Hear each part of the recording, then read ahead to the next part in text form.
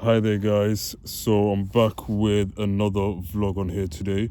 And in this vlog, I want to talk about what I've learned within the last meet we've had on here. So whoever is watching my vlogs and up to date with them, the last vlog I put out here was the one where I was in the cafe, I believe, and I was talking about how seasonal shifts, like the change from summer to winter or autumn, has affected me and my sort of vision for the incoming few months will be, and how it's actually made me feel and the feelings and emotions it stirred up within me.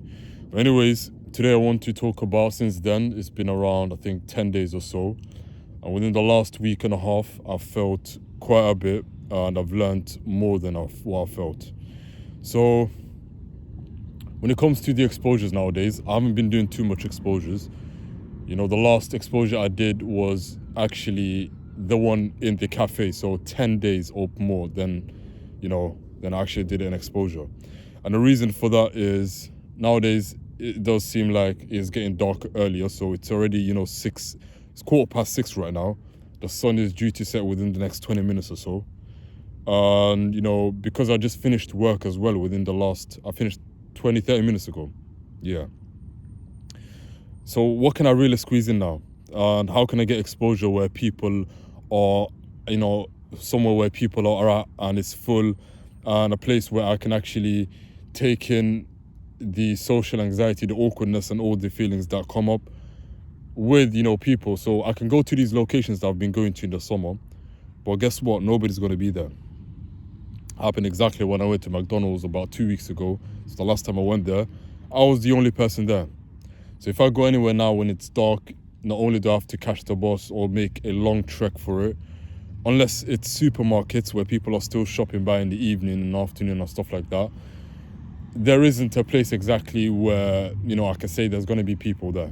So it's all a gamble, and it's more than likely that not many people are going to be there. So unless maybe like 2, 3 people or so, because, it's dark.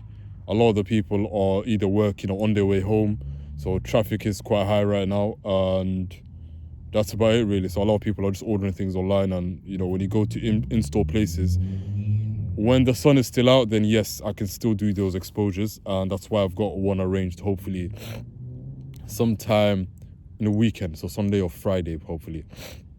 Besides that, what I've learned is I've been doing my lymph noodle, where I completely relax all my facial muscles to start off with. So from my eyebrows to my jaws, my neck, my shoulders, my chest, my pelvic floor, my legs, so that's exactly what I do whenever I'm in social situations. And, instead of my body tensing up, I'm trying to signal to my brain that, listen, the body's relaxed. You can be relaxed as well, because there's nothing anxious or anything dangerous that's going to pop off.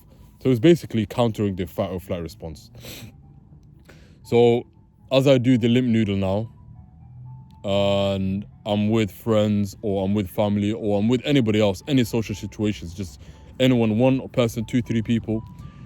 It happens a lot right now, like when I go to kickboxing as well. So I'm there with somebody, I'm talking to them. At the beginning, I'm relaxed. Like I tell my brain, listen, there's nothing serious or dangerous in this, interaction here. And I try to stick with the conversation. I try to stick with the topic, don't think anything outside of it, and don't even pressure. I'm not even trying to pressure myself to be there. I'm just trying to, enjoy, and in return, you just be more present. So as I'm more present and doing the lymph noodle, that's the way to go about it. What happens is a thought comes into my mind, and I didn't realize this before, but these thoughts is what actually makes me anxious. And that's exactly how this is all internal, and this is what has been sort of my brain pattern or the learned habits over the many years or my entire life. So I'm talking to this guy, and we're talking about how's work for you. Right, that's what you do. Is there that job that, it's in town, this is that? And then I feel like a part of me, like in the internal voice goes like, okay, you're doing good. Okay, yeah. Okay, don't look there. Like when you try to be a perfectionist, it's that little voice at the back of your mind. And for me, like everybody else, it's there because we're humans and we're all going to have an internal voice, whether it's positive or negative. But for me, I realize I buy into these thoughts. And for example, when that thought pops into my mind, I slow down and I try even harder to focus, and then I start to crack. So then I say something like, nice. So when I say, nice, I'm really fighting off that thought in my mind where it's like, okay, Ali, now you're being a bit awkward. And then from there, it's sort of a chain reaction. And then I say, oh, right, cool, yeah. And then I say something quickly, which is the first sign of me being anxious internally. And the other person sort of like, doubles down like, yeah. And then when I realize that, they sort of realize now, in my mind, the voice goes to, wow, okay, now you're starting to crack. Okay, now you look anxious. Say something else. And then I say like, oh, how are you? This is that. I say something else. And then before you know it, the interaction just goes awkward. And that's exactly that chain thought in my mind where, I haven't realized all these years, but that's exactly what I've noticed within the last few days or so.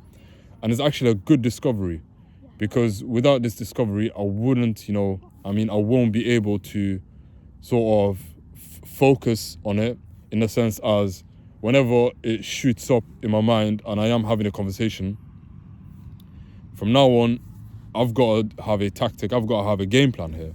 So I've got to come ready for this, It comes for the attack, I'm going to counter-attack it. So when I actually think about it, the only way to counter-attack that is like, as they say, because I've seen different coaches online and people that went through the same thing and are doing much better now in regards to social anxiety, conversational maneuvering and things like that. They say, let those thoughts in, don't push them away, because usually when I resist them, like in that conversation example I gave you, it tenses me up inside. Might not do it like on the outside, like physically, I'm not going to be like that, but inside I feel like let's hold it together, say something else.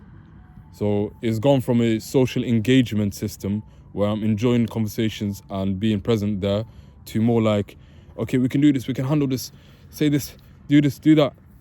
And then, in your normal everyday conversations, you won't be able to enjoy conversations, nor take in information, or be relaxed enough to, just be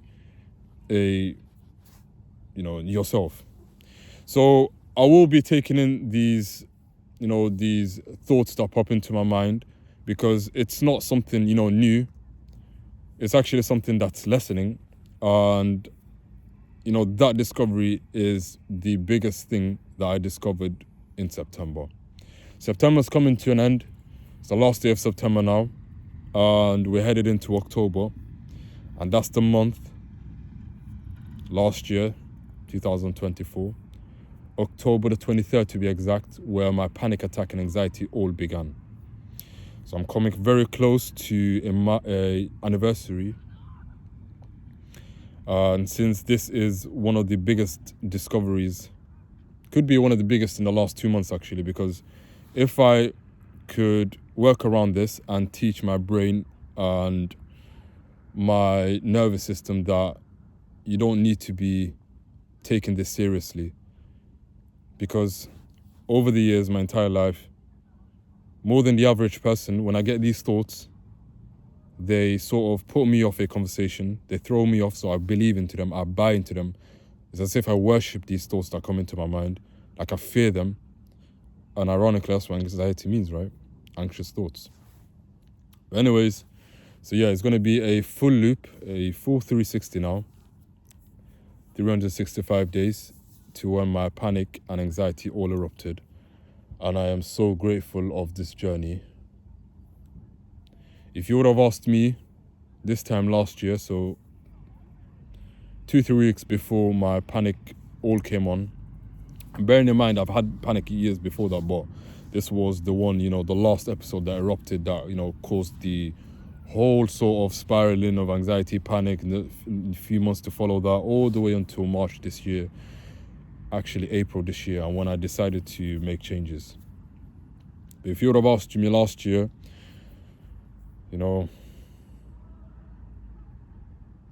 would you mind having a panic attack and anxiety, for a while, few months or however long, just have this panic attack and things like that. But, you will overcome it. I would have never took that. Never, ever. I wouldn't wish on anybody, as cliche as it sounds. People say I wouldn't wish that on my worst enemy. I would wish a lot of things on my worst enemy. Even panic attack, my worst enemy, have it all, But, I'm just grateful, alhamdulillah. And I'm nowhere near done, as I've said. When I had a look back into my journey, I know I've claimed several times that I'm at 80% mark here, or somewhere around there.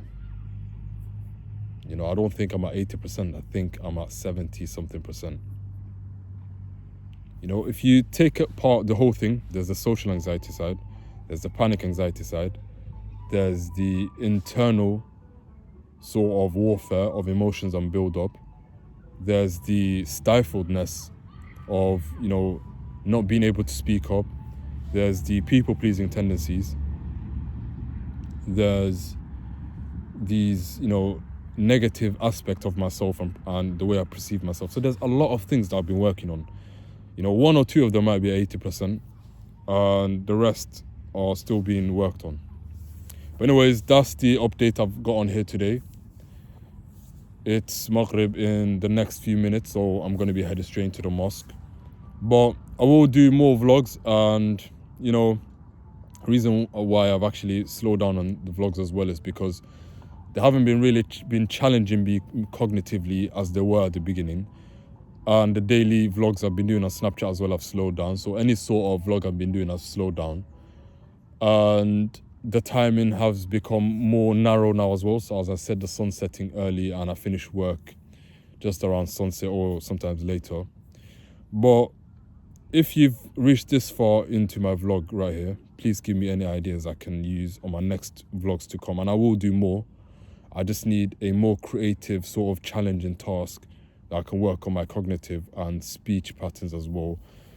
And if you actually go back at the start of my channel here, I hope you realize, a few changes within the way I think and the way I talk and present myself. But without any further ado, take care, guys. And I'll see you guys very soon, hopefully, inshallah. Take care.